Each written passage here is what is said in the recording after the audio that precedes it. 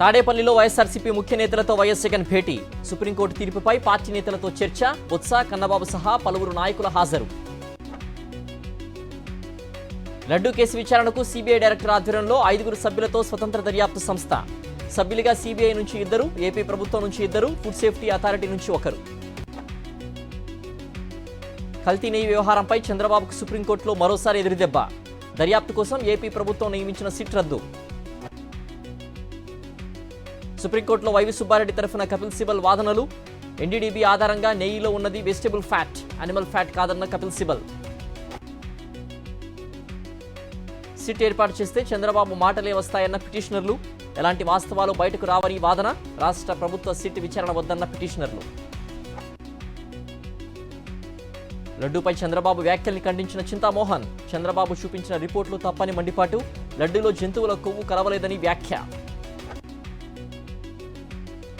మా హయాంలో కల్తీ నెయ్యి సరఫరా జరగలేదన్న వైవి సుబ్బారెడ్డి. భక్తుల మనోభావాలు దెబ్బతినే విధంగా చంద్రబాబు వ్యవహరించారని ఫైర్. అందుకే సుప్రీంకోర్టును ఆశ్రయించామని వెల్లడి. సుప్రీంకోర్టు తీర్పును స్వాగతిస్తున్నామన్న మాజీ మంత్రి గుడివాడ. స్వతంత్ర దర్యాప్తు సంస్థతో సిట్ ఏర్పాటు శుభపరిణామమని వ్యాఖ్య. లడ్డూ వ్యవహారంలో ప్రజలకు వాస్తవాలు తెలియాలన్న అమర్నాథ్.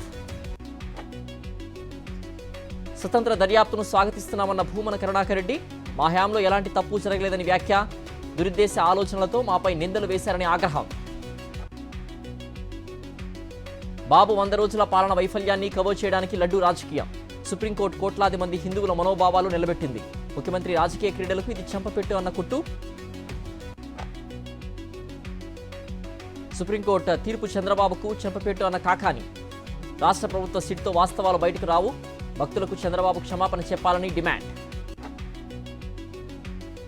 సుప్రీంకోర్టు తీర్పును స్వాగతిస్తున్నామన్న మాజీ మంత్రి రోజా. స్వతంత్ర దర్యాప్తుతో వాస్తవాలు బయటకు వస్తాయని ట్వీట్. అసత్య ప్రచారం చేసి బాబు, పవన్ భక్తుల మనోభావాల్ని దెబ్బతీశారు. లడ్డూలపై దుష్ప్రచారం చేస్తున్న వారందరిపై కఠిన చర్యలు తీసుకోవాలి. మాజీ ఎమ్మెల్యే విశ్వేశ్వరరెడ్డి డిమాండ్. శ్రీవారి భక్తులందరికీ క్షమాపణలు చెప్పాకే బ్రహ్మోత్సవాల్లో పట్టు వస్త్రాలు సమర్పించాలి. చంద్రబాబును డిమాండ్ చేసిన టీటీడీ బోర్డు మాజీ సభ్యుడు యానాదయ్య. చంద్రబాబు వెంటనే సీఎం పదవికి రాజీనామా చేయాలి. రాజకీయ లబ్ధి కోసమే వెంకటేశ్వర స్వామి పవిత్రతను దెబ్బతీయాలని చూశారు. సుప్రీం తీర్పును స్వాగతిస్తున్నామన్న టీటీడీ బోర్డు మాజీ member Kaliveti Sanjeevaiah. Supreme appoint చేసిన కమిటీపై సుబ్రహ్మణ్య స్వామి వ్యాఖ్యలు. లడ్డూ తదితర వ్యవహారాలపై చేయబోయే విచారణ చూద్దామంటూ ట్వీట్. జాబులు పోవాలంటే ఎవరు రావాలి? చంద్రబాబే కదా అంటూ ఎంపీ విజయసాయి ట్వీట్. విశాఖ ఉక్కు పరిశ్రమలో ఉద్యోగాలు తొలగించడంపై ఎక్స్లో పోస్ట్. పవన్ కళ్యాణ్ ఉద్దేశిస్తూ మాజీ ఐఏఎస్ పివిఎస్ శర్మ ట్వీట్. ప్రజలు మిమ్మల్ని ఎన్నుకున్నది సనాతన ధర్మ పరిరక్షణ కోసం కాదు, వాళ్ళ బాగోగులు చూస్తారని, మంచి పరిపాలన చేస్తారని చురకలు. మాజీ ఎంపీ నందిగం సురేష్కు బెయిల్ మంజూరు. షరతులతో కూడిన బెయిల్ మంజూరు చేసిన హైకోర్టు. టీడీపీ ఆఫీసుపై దాడి కేసులో బెయిల్ మంజూరు. సీఎం రేవంత్ రెడ్డికి మాజీ ఎంపీ కేవీపీ రామచంద్రరావు లేఖ. మూసీ బఫర్ జోన్లో నా ఫామ్ హౌస్ వస్తున్నట్లు ఆరోపణలు వస్తున్నాయి. వెంటనే అధికారుల్ని పంపి సర్వే చేయించడని విన్నపం. బఫర్ జోన్లో ఉంటే 48 గంటల్లో సొంత ఖర్చులతో కూలగొడతారని వ్యాఖ్య.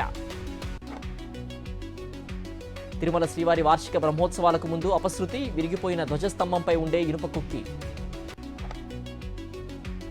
నేటి నుంచి తిరుమల బ్రహ్మోత్సవాలు. రాత్రి 7 తలల స్వర్ణశేష వాహనంపై తిరుమాడ వీధుల్లో విహరించనున్న మలయప్ప స్వామి. నాగార్జున పిటిషన్పై విచారణ సోమవారానికి వాయిదా. కొండా సురేఖ వ్యాఖ్యలపై పరువు నష్టం దావా వేసిన నాగార్జున జడ్జి సెలవులో ఉండడంతో విచారణ వాయిదా. పోలవరంను సందర్శించిన project authority CEO Atul Jain. సీఈఓగా బాధ్యతలు చేపట్టాక తొలి సందర్శన, పనుల పరిశీలన.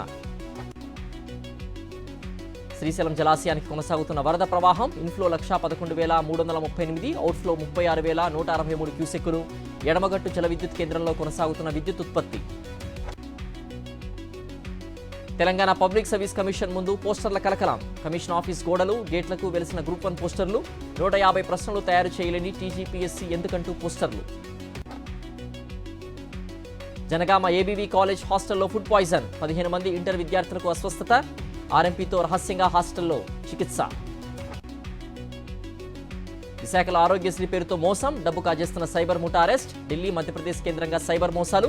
తెలుగు రాష్ట్రాల్లో 46 మందిని మోసం చేసినట్లుగా గుర్తింపు. నంద్యాల జిల్లా నందికొట్కూరులో నీలి షికారిపేటలో దాడులు. అక్రమంగా నిల్వ ఉంచిన 1500 లీటర్ల నాటుసారా ఊట సీజ్. నిర్మల్ జిల్లా ఖానాపూర్ అంబేద్కర్ నగర్లో పోలీసుల కార్డన్ సెర్చ్. నేరాలను అదుపు చేయడానికేనన్న ఎస్పీ జానకి షర్మిల. మంతని మహాలక్ష్మి దేవాలయంలో శ్రీధర్ బాబు ప్రత్యేక పూజలు.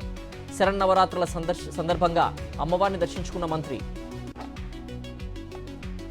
తెలంగాణలో ఘనంగా బతుకమ్మ సంబరాలు. ఇవాళ 3వ రోజు ముద్దపప్పు బతుకమ్మ.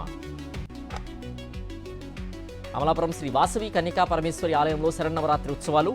108 కలశాలతో అమ్మవారి ఆలయానికి యాత్ర చేపట్టిన మహిళలు.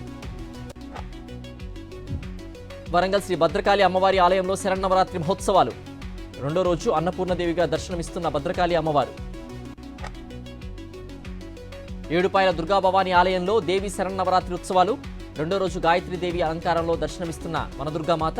రాజగోపురంలో అమ్మవారి ఉత్సవ విగ్రహాన్ని ప్రతిష్ఠించి ప్రత్యేక పూజలు. అలంపూర్ శ్రీ జోగులాంబ అమ్మవారిని దర్శించుకున్న డీకే అరుణ. శరన్నవరాత్రి ఉత్సవాల సందర్భంగా అమ్మవారికి ప్రత్యేక పూజలు. హాస్పిటల్ నుంచి నటుడు గోవింద డిశ్చార్జ్. తన కోసం ప్రార్థించిన అందరికీ ధన్యవాదాలు తెలిపిన వెటరన్ హీరో. హమాస్ ప్రభుత్వాధిపతిని హతమార్చిన ఇజ్రాయెల్.